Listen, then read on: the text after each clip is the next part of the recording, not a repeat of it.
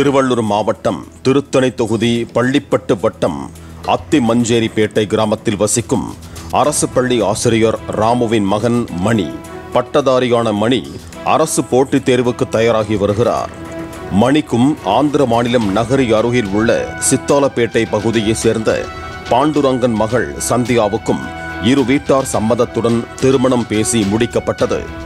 October 31 வெள்ளிக்கிழமை ஆந்திர மாநிலம் பல்ஜே கண்டிகையில் திருமலை திருப்பதி தேவஸ்தானத்திற்கு சொந்தமான மண்டபத்தில் வைத்து திருமணம் செய்ய ஏற்பாடுகள் செய்யப்பட்டது. இந்த நிலையில் முந்தைய நாள் 30ஆம் தேதி ஒன்றாக கோவிலுக்கு சென்று மணமக்கள் பொங்கல் வைத்து வழிபாடு செய்ய வேண்டும் என்பதற்காக பெண் வீட்டார் அனைவரும் மணமகளுடன் மணமகன் மணி வீட்டுக்கு வந்துள்ளனர். விடிந்தால் திருமணம் என்ற நிலையில் மாலையில் திருமண வரவேற்பு நிகழ்ச்சிக்கு புறப்படுவதற்கு சந்தியா குளிக்கச் சென்றுள்ளார். குளியல் அறையில் இருந்து வெகு நேரமாகியும் வெளியில் வரவில்லை என்பதால் குளியல் அறை கதவை உடைத்து பார்த்தபோது அவர் உள்ளே சடலமாக கிடப்பதைக் கண்டு அதிர்ச்சி அடைந்தனர்.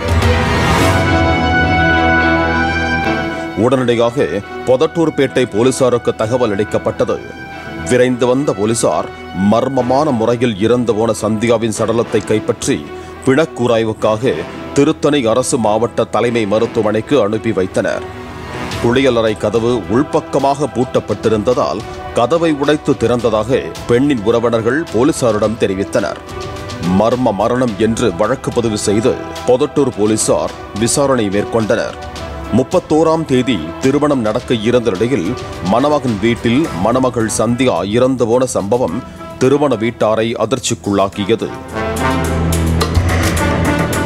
பிணக்கூராய்வில் சந்தியாவின் தலையில் காயம் காணப்பட்டதால் குளியல் அறையில் வழுக்கி விழுந்ததால் சந்தியா இறந்திருக்கலாம் என்று அவரது பெற்றோர் போலீசாரிடம் தெரிவித்ததால் பிணக்கூராய்வுக்கு பின்னர் சந்தியாவின் சடலத்தை பெற்றுக்கொண்டு பெண் வீட்டார் ஆந்திராவுக்கு புறப்பட்டு சென்றனர்.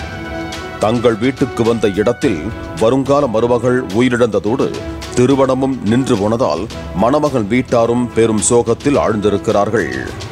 பாலிமர் செய்திகளுக்காக திருத்தணி செய்தியாளர் விமல்ராஜ் மற்றும் வேல்ராஜ்.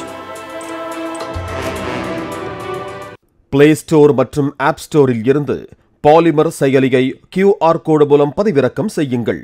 செய்திகளை உடனுக்குடன் பெறுங்கள்.